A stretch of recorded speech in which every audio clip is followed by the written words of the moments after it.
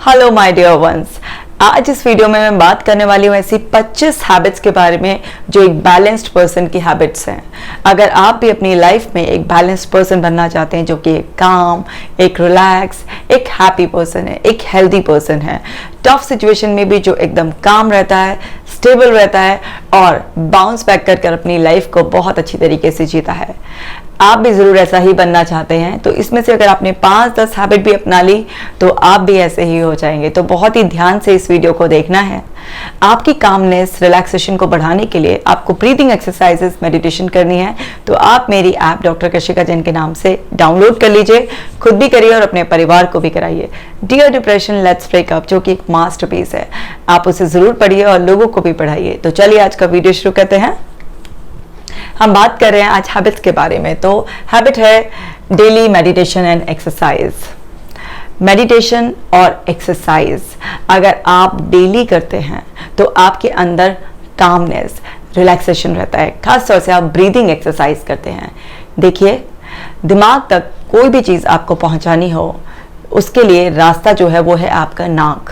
नास्या ही शिरोद्वारम, यानी कि नाक से ही आप कोई चीज़ अंदर पहुंचा सकते हैं। अब आपको रिलैक्सेशन पहुंचाना है तो आप जब डीप ब्रीदिंग लेते हैं, लंबी गहरी सांस ले रहे हैं, फिर धीरे धीरे उसे छोड़ रहे हैं, तो इसका जो इफेक्ट है वो सीधा आपको यहाँ पर फील हो रहा है। एकदम से आप देखते हैं डीप ब्रीदिंग करते ही आप कितने भी पहले पैनिक कर रहे हो, आप काम होना शुरू हो जाते हैं।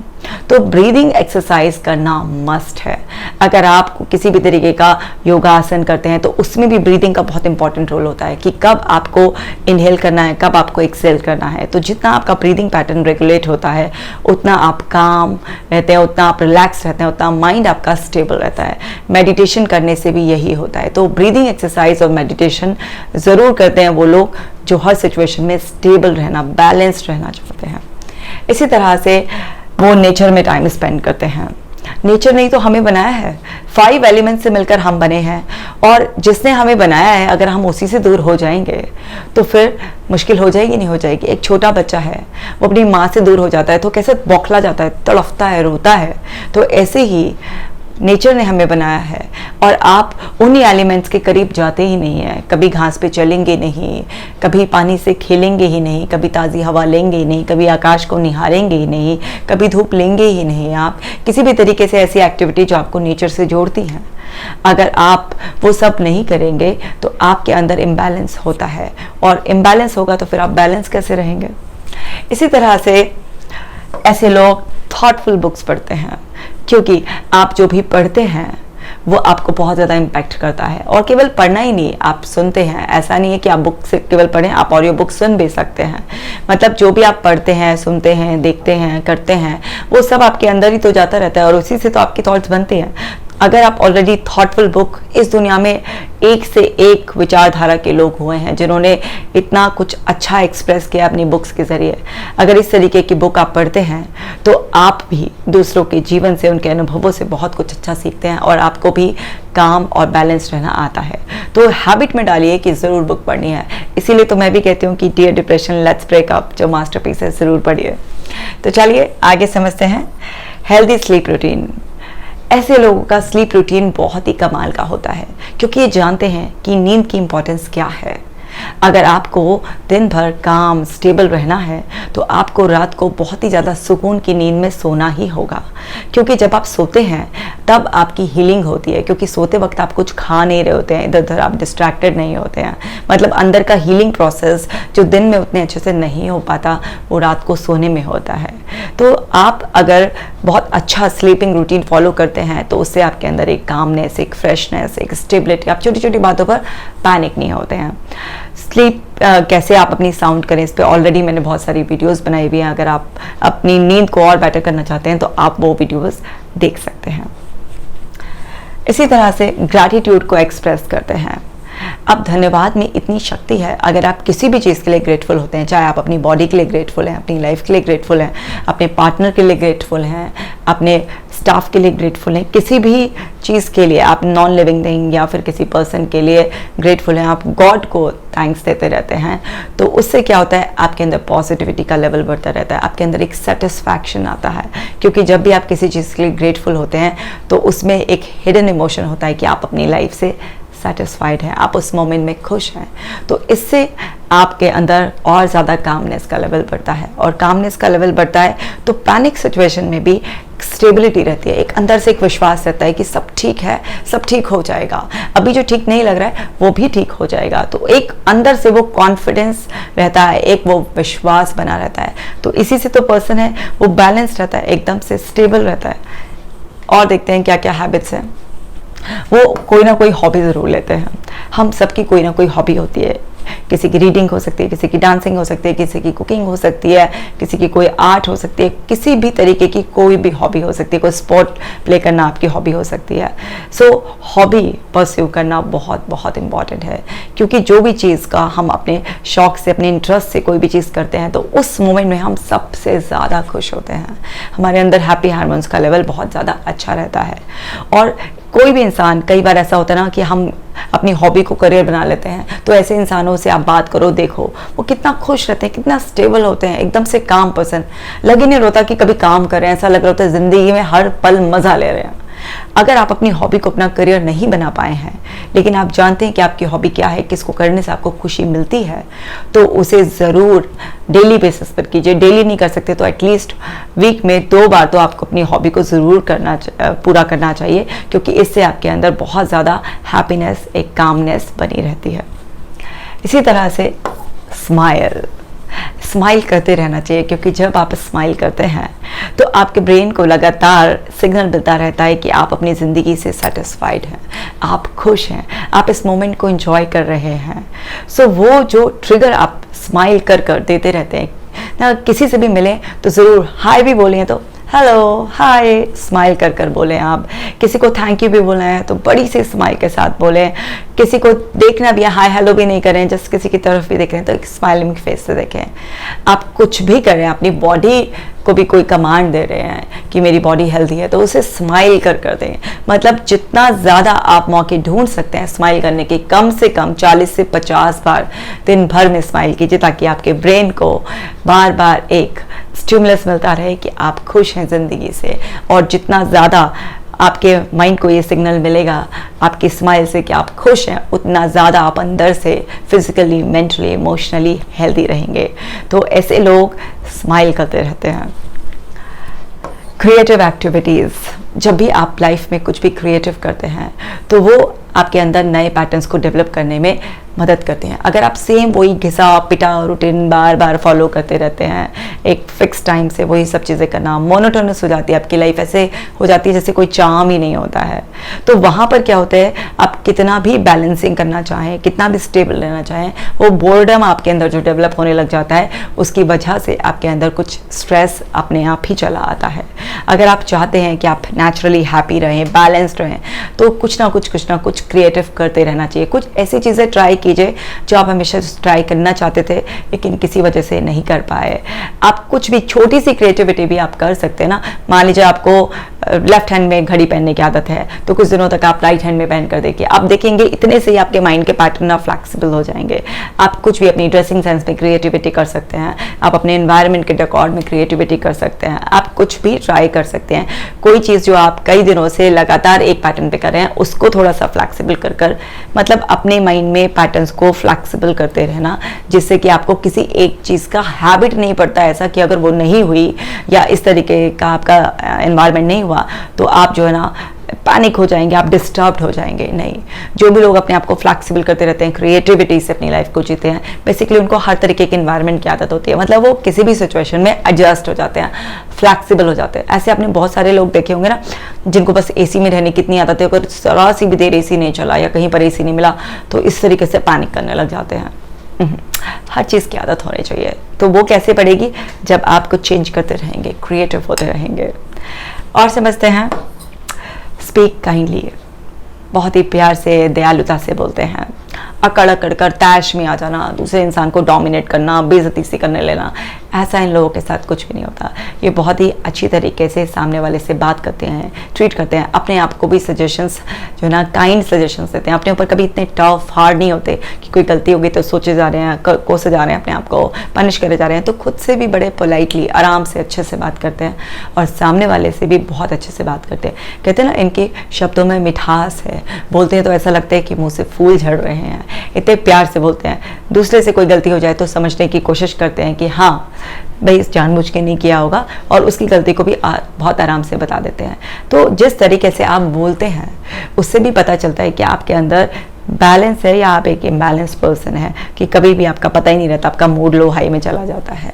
तो बोलने का तरीका भी आप अपना फ्लैक्स कर कर अपने अंदर एक बैलेंसिंग ला सकते हैं कि सिचुएशन चाहे पैनिक करने वाली हो, कोई गुस्सा दिलाने की, इरिटेट करने की कोशिश कराए, तब भी अगर आप कॉन्शियसली एफर्ट डालकर अपनी टोन को इवन रखते हैं, काम तरीके से बात करते हैं, एकदम काइंड रहते हैं, तो भी आप देखेंगे कि आपके अंदर एक बैलेंसिंग होती रहती है, एक स्टेबिलिटी, एक कामनेस आपके अंदर ठहर जाती है।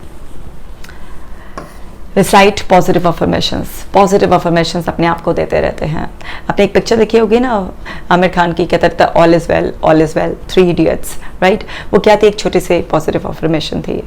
सो वो बेबी जो है ना, करीना कपूर की जो सिस्टर थी मोना सिंह, जो वो बेबी डिलीवर करने वाली थी, बेबी रोया नहीं था, लेकिन जैसे उसने सुना all is well, so all is well हो या कोई भी अफर्मेशन हो, आई एम हेल्दी, हैप्पी, कोई भी पॉजिटिव अफर्मेशन हो, या किसी टफ सिचुएशन में भी आप अपने आप को अफर्म कर रहे हैं कि ठीक है अभी मुश्किल लग रही है, प्रॉब्लम का सोल्यूशन इस वक्त समझ में नहीं आ रहा है, लेकिन मुझे पता है इसका कोई ना कोई सोल्यूशन ज़रूर है, सो निकल जाएगा, चलो देखते हैं। तो ये भी आपने अपने आप को पॉजिटिव सजेशन दिया, या किसी भी तरीके के आप पॉजिटिव सेल्फ सजेशन जिसको अफर्मेशंस कहते हैं वो देते रहते हैं, तो उससे आपके अंदर कामनेस, स्टेबिलिटी बनी रहती है और आप एक बहुत अच्छा बैलेंस्ड लाइफ जी पाते हैं।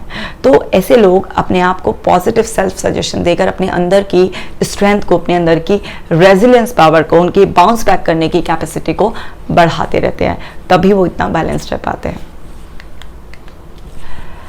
Eat a balance diet. Balance diet खाते हैं, ऐसा नहीं है कि अपने पेट को कचरे का डब्बा समझकर कुछ भी डालते रहते हैं, लिया जंक फूड डाल दिया, अच्छा किसी ने ऑफर किया कोई खा रहा है, हाँ सोशल ईटिंग करते रहते हैं कि ले लो, कभी भी किसी वक्त खा रहे होते हैं।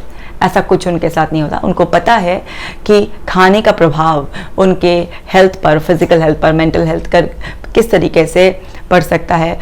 अगर गलत तरीके से खाया, आपने अच्छा फूड नहीं खाया, इसी तरीके से कभी का बना हुआ कभी भी खा लिया, तो उस सब से तो आपकी हेल्थ खराब होगी। लेकिन अगर आप फ्रेश फूड भी नेगेटिव इमोशंस के साथ खाते हैं, हड़बड़ी में खाते हैं, तो भी उतनी ही आपकी हेल्थ खराब होती है।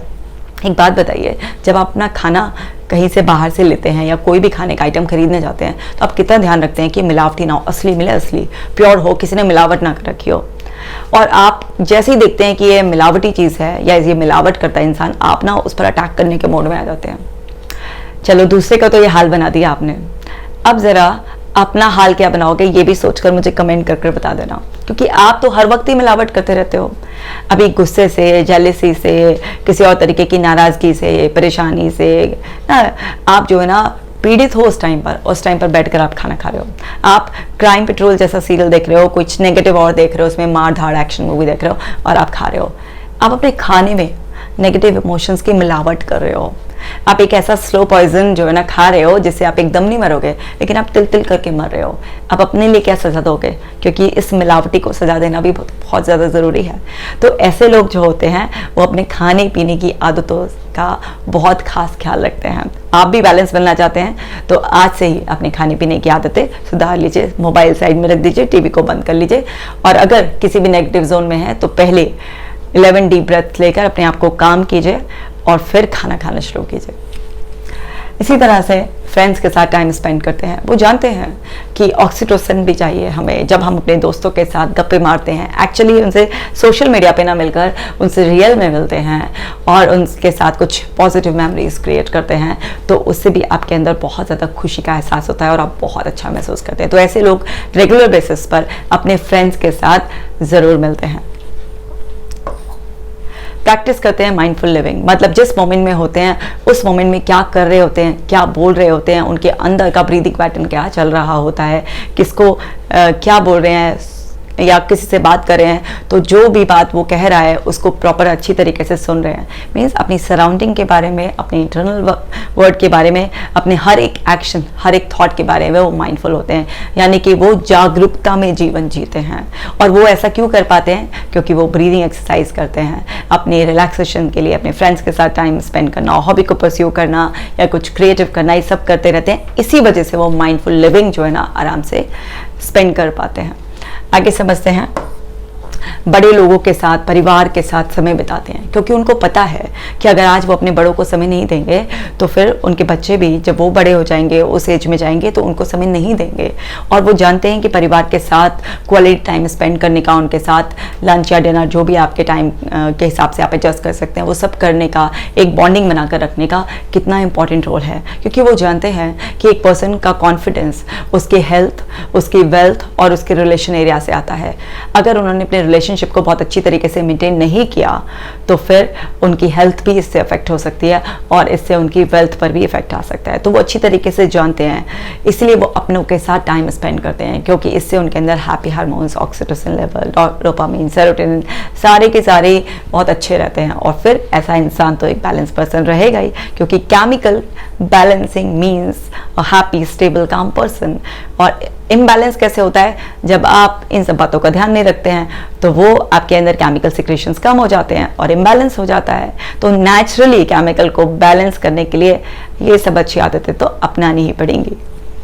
आगे समझते हैं, प्रैक्टिस गुड हाइजीन। साफ सुथरे रहते हैं, अच्छे से तैयार व्यार होकर रहते हैं।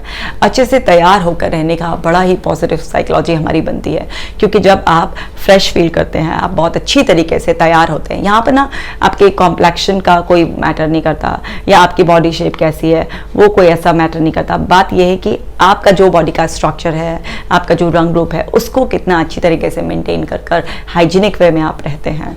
साफ सुथरे अच्छे कपड़े पहनना, बाल बाल अच्छे से करे हुए, एक फ्रेश लुक रहना, एक बड़ी सी स्माइल के साथ। जब आप इस तरीके की पर्सनल हाइजीन मेंटेन करते हैं तो उससे भी आप काम स्टेबल रहते हैं। लेकिन आप जब भी बहुत परेशान होते हैं, नेगेटिव फील कर रहे होते हैं, आप ना जाकर शावर ले लेते हैं, एक उसके बाद आप ना कितना अच्छा फील करते हैं। तो जो लोग डेली बेसिस पर अच्छी हाइजीन मेंटेन करते हैं वो एक काम, रिलैक्स्ड, बैलेंस पर्सन होते हैं।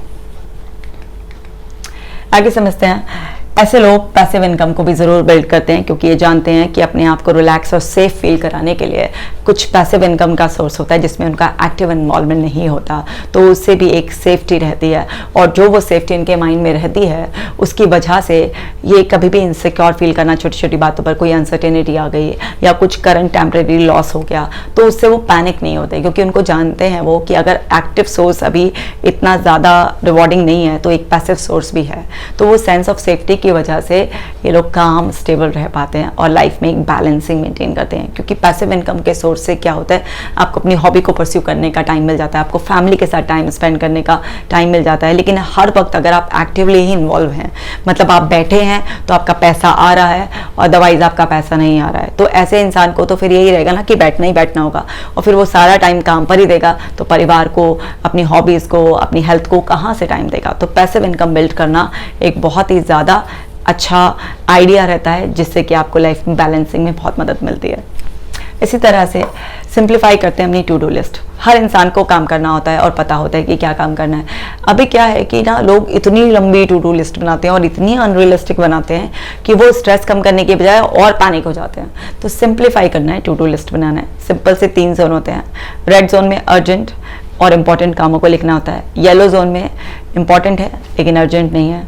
और जो ग्रीन जोन होता है उसमें जो रूटीन वर्क होते हैं ये, इससे क्या होता है कि आपके कभी भी बहुत इंपॉर्टेंट और अर्जेंट वर्क मिस नहीं होंगे और फिर आप एकदम काम रिलैक्स रहेंगे।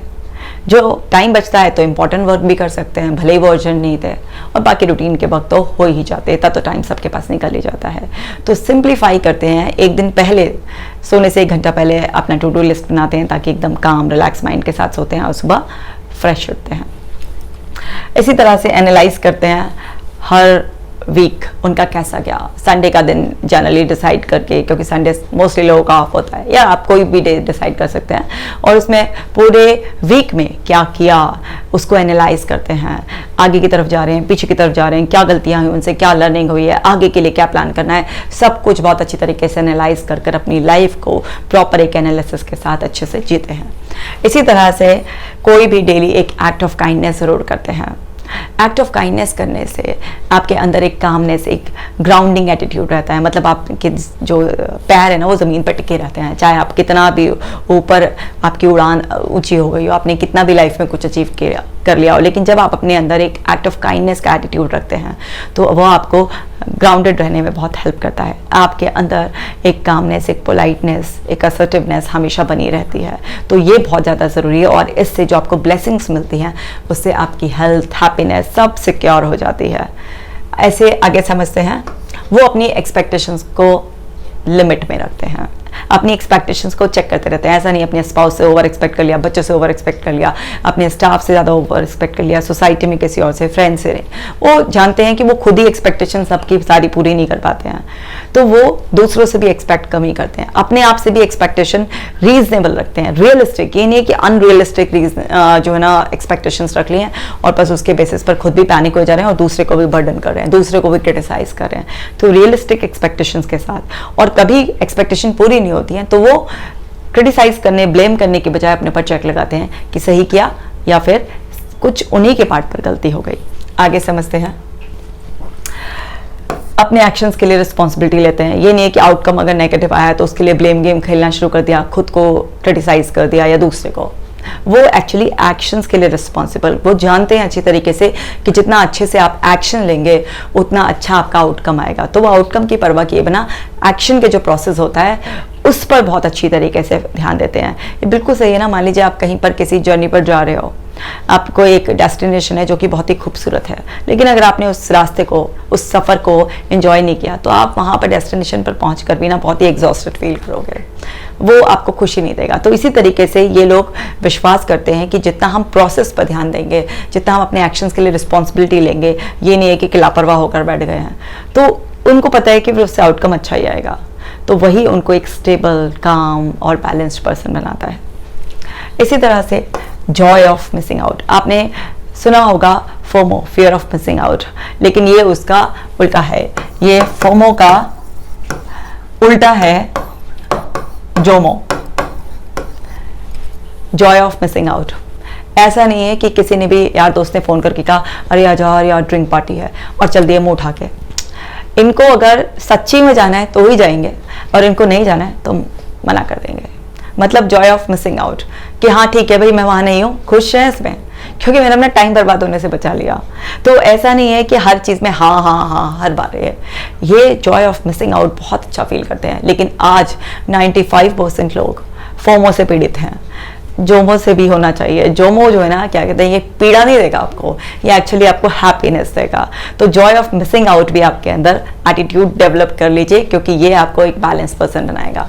इसी तरह से कनेक्ट करते हैं ये सपोर्टिव लोगों से, जो लोग ऑनेस्ट होते हैं, जो लोग पॉजिटिव होते हैं, सपोर्टिव होते हैं, उन लोगों से बहुत अच्छी तरह से कनेक्टेड रहते हैं। जो भी टॉक्सिक लोग होते हैं, नेगेटिव लोग होते हैं, उनसे ये डिस्कनेक्ट होने में पल भर का समय लगाते हैं, क्योंकि ये जानते हैं कि ये टॉक्सिक पर्सन, नेगेटिव पर्सन है, इसको पॉजिटिव करने में जितना अपनी एनर्जी, टाइम वेस्ट किया जाएगा, उससे अच्छा है कि एक सपोर्टिव पॉजिटिव लोगों के ग्रुप में रहा जाए, वो ज़्यादा अच्छा है। क्योंकि ये सीक्रेट जानते हैं कि किसी को ज़बरदस्ती नहीं बदला जा सकता। जो बदलना चाहता है वो सेल्फ रियलाइजेशन से बदलता है, अदरवाइज ज़बरदस्ती किसी को बदला जाना इम्पॉसिबल है। Live and let live policy, भाई जियो और जीने दो की पॉलिसी में विश्वास करते हैं। ये नहीं है कि अपने पार्टनर पे टोका टाकी लगा रहे हैं, दूसरे लोगों पे हर वक्त नज़र रख रहे हैं, या अपनी और दूसरों की सही गलत की डेफिनेशन में इतना भेदभाव कर रहे। नहीं, वो कहते हैं जैसे मैं खुलकर जीने में विश्वास रखता हूँ ऐसे भाई तुम भी जियो। वो किसी दूसरे को क्रिटिसाइज, उसके कपड़ों को लेकर, उसके एक्शंस को लेकर, उसकी जॉब को लेकर कभी नीचा नहीं दिखाते, कभी उसको बंधन में बांधने में विश्वास नहीं रखते हैं। वो खुलकर जीने में और दूसरों को भी खुलकर जीने की आज़ादी देने में विश्वास रखते हैं। तभी वो एक बैलेंस्ड और एक काम स्टेबल पर्सन कहलाते हैं। इसी तरह से सेल्फ लव, इनके अंदर बहुत ग्रेट सेल्फ लव होता है। ये सेल्फ रिस्पेक्ट और अपने आप को एक्सेप्ट करते हैं जैसे हैं, अपनी फिजिकल अपीयरेंस से लेकर अपने माइंड को, हर चीज़ को ये बहुत अच्छी तरीके से एक्सेप्ट करते हैं। और कहीं पर भी कोई भी हर्ट होता है तो ये उसे ईजिली मूव ऑन करते हैं, क्योंकि ये जानते हैं कि इस हर्ट में मैं जितना टाइम वेस्ट करूँगा उस टाइम पर मैं अपने आप को इंसल्ट कर रहा हूँ। ये अपना कंपैरिजन कभी किसी से नहीं करते, क्योंकि अगर आप अपना कंपैरिजन किसी दूसरे से करते हैं तो उस वक्त आप सुसाइड कर रहे होते हैं अपने सेल्फ का, क्योंकि ना उस वक्त आप अपने आप को मार रहे होते हैं, आप दूसरे को देखकर कि ये मुझसे ज़्यादा सुंदर है, मुझसे ज़्यादा सक्सेसफुल है, तो आप वो बनना चाहते हैं। अगर आप वो बनेंगे तो आप जो थे वो तो खो ही गए ना। तो ये इट्स लाइक अ सुसाइड कि दूसरों से कंपैरिजन करना। तो कभी भी अपना कंपैरिजन दूसरों से ये हमेशा करने की बजाय जो खुद ये हैं, ईश्वर ने जैसा रंग रूप शरीर दिया है उसको अपनाते हैं और अपने गुणों को निखार कर अपने आप को बेहतर बनाने में विश्वास रखते हैं, और यही असली में सेल्फ लव होता है। तो ये सारी क्वालिटीज़ इन लोगों में होती हैं। अब आपके ऊपर है, आप इनमें से सारी की सारी अपनाते हैं या कुछ अपनाते हैं, लेकिन अपनानी तो ज़रूर है, क्योंकि आप ये वीडियो पूरा देख रहे हैं तो आप ज़रूर एक काम, रिलैक्स, स्टेबल, कॉन्फिडेंट पर्सन बनना चाहते हैं। तो कमेंट करके मुझे बताइए इनमें से कौन कौन सी हैबिट्स आप अपना रहे हैं और कौन कौन सी ऑलरेडी आपके अंदर थी। और इस वीडियो को शेयर कर मेरे मिशन में साथ दीजिए, क्योंकि मैं चाहती हूँ कि घर बैठे ही आपकी मेंटल हेल्थ बहुत बहुत अच्छी रहे। चैनल पे नए हैं तो सब्सक्राइब ज़रूर कर लीजिएगा और अपना खास ख्याल रखिएगा। Take care.